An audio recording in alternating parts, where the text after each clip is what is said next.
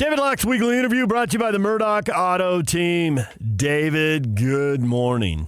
David James, my week is complete. My summer gets better because I get to talk to you every Friday morning back in our regular time. So good. Do you have that other guy with you today? What's his name again? I believe you know his name, and I believe you're tempting fate right now, but, you know, you do you. When you want to play with fire, go ahead. Patrick Kinahan. I missed you. I missed you. He's on vacation. He'll be back. He'll be back. No worries. Oh, he's not there. Still. Wow. Is it coincidental that he takes vacation every Friday when I'm supposed to be on the show? It is. It is. They got a very good vacation provided by a friend, and they just need to say yes at the right time. And if Fred says Wednesday, Thursday, Friday, it's Wednesday, Thursday, Friday. David, the Chicago Bulls just made a trade to bring in Alex Caruso. The Jazz may be bringing, well, they've been mentioned, I don't know if they'll do it or not, to bring in Zach LaVine. It looks like the Bulls are blowing things up. They really haven't had very much success, and they got a bunch of guys who are in their 30s now, so you get why it might be time to move on. When you see the Caruso trade, what do you think it means for a LaVine deal and the Jazz? Please connect the dots and put it all together for us. I mean, I think it's clear LaVine's going to be moved. I mean, they played, frankly, I think his time there has just come to an end, and I think everyone will be better off if he moves. Both Zach LaVine, who's really good, and Chicago, who I think is just, worn out. And then when they played much better after he got hurt last year was probably the finishing touch on that.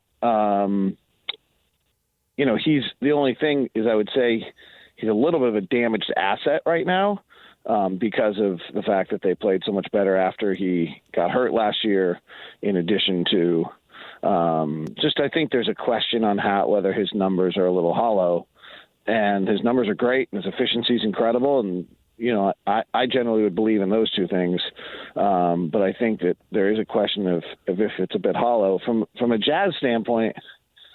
I mean, I kind of on a reoccurring theme on this with a lot of times when we ask about, do you trade for a player? Like I saw there was a report that someone said, well, the Jazz aren't looking for Zach LaVine type players. And I was kind of like, what? We talked about this all last year, but who's our second best player? And where do they rank in the NBA? So Lowry's probably a top 30 player in the NBA. Our second best player is maybe a top 80 player in the NBA. Some people are in their cars screaming Jordan Clarkson. Others are yelling Colin Sexton. I don't know. Somebody else might be yelling somebody else. I don't know that there'd be. So, I'd be curious. The Ringer, I think, just relaunched their top 100 NBA players. They're only going to put one Jazz player in there, aren't they? I think Colin probably makes the top 100 at this point. I don't think Jordan does anymore. Okay. And so, Zach LaVine's a top 100 player in the NBA. So the idea that, we're not looking for those type of players seems really weird to me because he would be our second best player. If we traded for him tomorrow, he's our second best player. This is the same way I feel about Trae Young. You can tell me all the things you don't like about Trae Young. Great. He'd be our best player.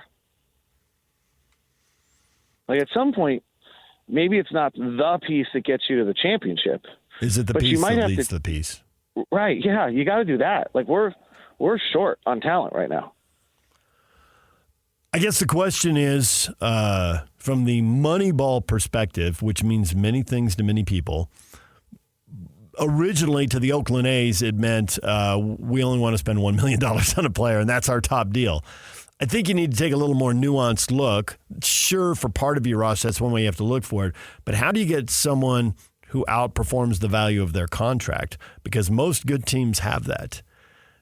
And so if LaVine's a $30 million player and a $40 million contract, I get why that gives an executive pause. But if he's been that and you can get more out of him and you get a damaged asset, that there's a Moneyball aspect to that. If you think you can revive the damaged asset.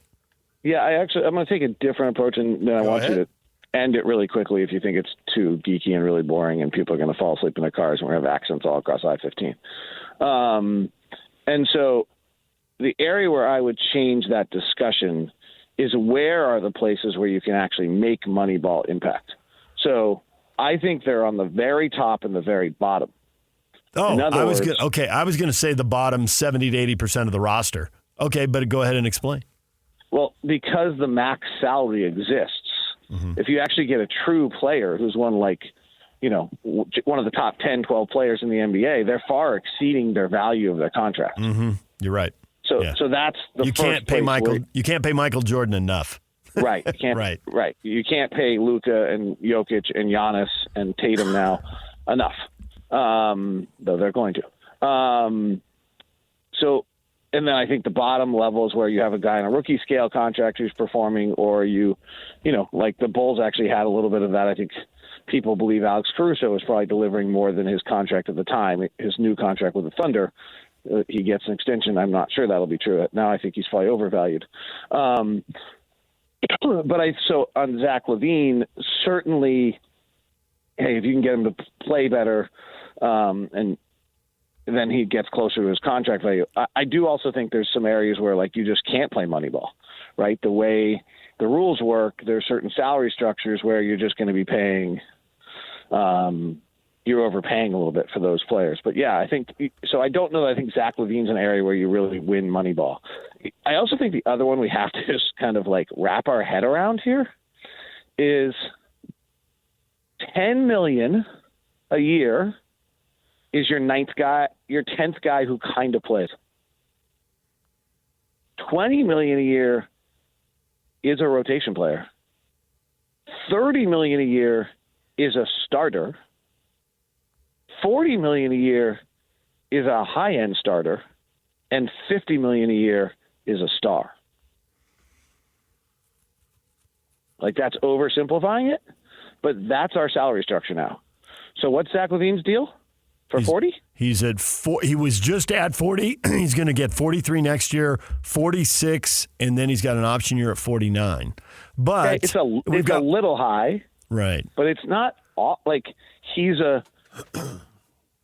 if he plays a little defense and does some of the things he's not doing didn't do as well in Chicago, then he's a high level starter. He averages 22 points a game. He's close to a 50, 40, 90 guy. That's not crazy. Is anybody who signed for a long time a good value pickup this summer because in another year the network TV deal is going to triple, or if they sign a fourth deal with TNT, it's going to more than triple, and the salaries are about to go into the stratosphere? So anybody gets signed in the current climate, it's a huge pile of money for LaVine. I mean, it's $40 million plus a year, right? This is awesome. Yeah. But is it going to be undervalued as soon as the new salary kicks in?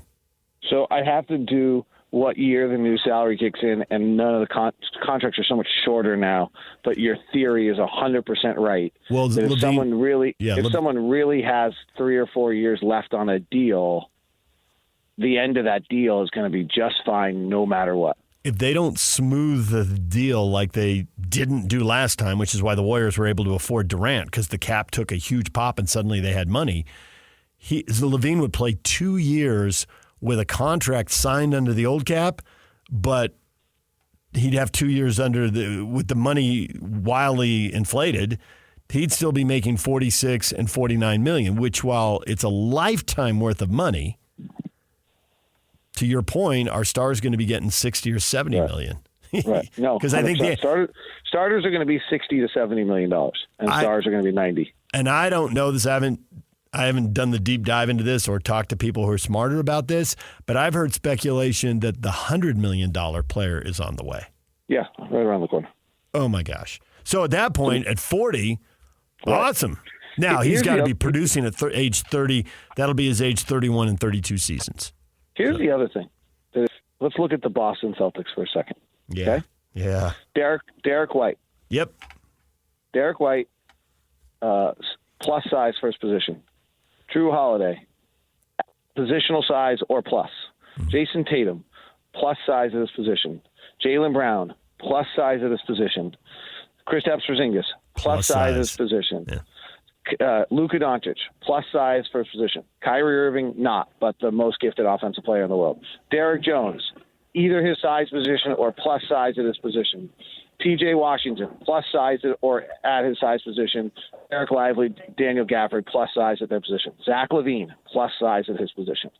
I think if there's a signature to what Keontae George, plus size at his position, Taylor Hendricks, plus size at his position, I think you're going to see the number one, Lowry Markkanen, big-time plus size at his position. Mm-hmm. I think you're going to see a signature, I think, out of Danny Ainge and Justin Zanuck. It's going to be position. I would be very surprised if we make moves that don't match positional size. Good. It's the one reoccurring comment that has been said the whole time from them. And that gets very interesting on Wednesday because there are not a lot of players that are positional size appropriate for this draft. Good. I'm all about it. Kevin O'Connor said when he came in, I want to make the team taller, longer, and more athletic. But and they did in some regards, right? Kirilenko was it, but they went out and got Okur and Boozer because they were the most talented guys available.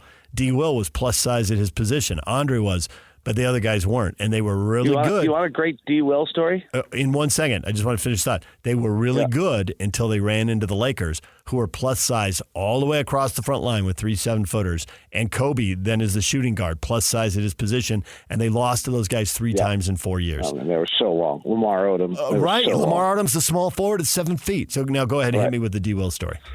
In Carmel this week, my daughter was playing golf tournament, and I'm walking down the street, and I look inside this nice little restaurant to kind of look at it, and there's D. Will sitting there at the table. Yeah. It's like, hey. It's good to be king. I want to go to Carmel this week. It's pretty great. It's pretty funny. I'm like, hey, bud. My daughter was like, can we go? And I, pop into the restaurant. What are you doing? I was like, it's Darren. She's like, oh, okay. Did Oklahoma City just really help themselves? I mean, the Jazz are a long way from worrying about who the top 4 teams in the Western Conference are. But did that trade, moving Giddey for Caruso, screams the future is now? You just traded a young player for an old player, but you traded a guy whose three-point percentage has gone 20, 32, 34. It's getting better, but it's still not good enough. It's getting better. Maybe he'll get there one day. But I just think they don't want to wait for one day. He obviously had an issue off the court that could have wrecked his career. And now you bring in a guy who can defend, who doesn't have to have the ball in his hand to impact a game, who's good in transition, and who's a career 38% three-point shooter and shot 41% last year. That just screams win now. And at $9 million, if you're playing money ball, I think he outperforms his salary. I don't think there's any doubt about that. So they had to move Giddey. He didn't match. He didn't fit. And I do think this is a trouble that the Jazz could have along the way where, and I don't know if this was the case, but you get a guy like Giddey who's a really important part of the team, and then as your team evolves, he really becomes your 6th or 7th man. Well, he's probably not that interested in that, right? He was one of the primary ball handlers and things like that. As your team evolves, that's going to be something the Jazz could have a problem with as we evolve. Guys that got the ball a lot suddenly become 6th or 7th men. Like, hey, whoa, that's not my deal. I'm a starter. Right, and I get that, but isn't the answer? So we'll cross that bridge when we get to it. Right, 100%. But Thunder got to it, and they made the move. Yeah, and then I think that if you can't shoot, you can't play. Josh Giddey just can't shoot well enough, and he's really talented in every other way, but he really can't shoot well enough. And as we go into this draft, if you can't shoot, you can't play. How many times do we need to look at this? Here's another top 5 pick that can't shoot, can't play. Okay, but you have to be a plus size guy, right? You got to either match your position size or be bigger, and you have to shoot it really well. And if the whole league holds on to these 2 things, there's a really limited number of guys who meet that description. And there's plenty of smart people who are like, well, that's what I need. Yep. No, that's the difficulty. I think Giddey could be more valuable in Chicago if he has the ball in his hands. He really just becomes their point guard. But with Shea and Jalen, there's no role for him to do that there. He became an off-ball player, and then he's not a very good off-ball shooter, and teams aren't going to guard him. And so then his role just didn't fit as well there. So I think he could be he becomes their primary ball handler in Chicago. For Chicago to go get a 21-year-old who, I don't think that shot ever becomes something that's particularly viable. It just doesn't even look right. I think is a pretty good move in the sense that if you're giving him a little bit of a different role, and this goes back to how Eric Spoelstra dealt with Dwayne Wade not being a great shooter when he had LeBron and he had Chris Bosh and all those other guys, was, well, if you put the ball in the hands of Dwayne Wade, then he has gravity. So if the ball is in the hands of Josh Giddey, then he has gravity and he can do things, and he's pretty good at that. If you need him to shoot, it's not going to be the greatest thing ever. Do you have names, a couple of names to watch for you think the Jazz should draft, and will they have to trade up to get to these names? So I do like Cody Williams of probably the most of anyone. He's right size. He's a little skinny, kind of shoot it, shows some little other aspects of his game that might make him better than what he is right now. They had a big 300-pound center that sat there the whole time that blocked everything. Not sure either of these guys are totally right size, but I think Devin Carter and Jared McCain will have NBA careers that have some length to them. I have some concerns on both of them, but I think they'll both have NBA careers. Late in the draft, I like Baylor Shireman and I like KJ Simpson, another Colorado kid. They both can shoot. How many full seasons will J.J. Redick coach the Lakers? We have a poll question up. I'll tell you what the answer is. We're over 200 votes. I'll tell you what the answer 7. for the public is. 7. 7. David. Going to get a second contract. David. You're really going 7. That's your answer. You're not messing around. You're going to stick with that. Yep. We'll get a second contract. Did Phil Jackson go 7 years? Maybe not, but at some point they have to stop this routine, and this is where they're going to do it.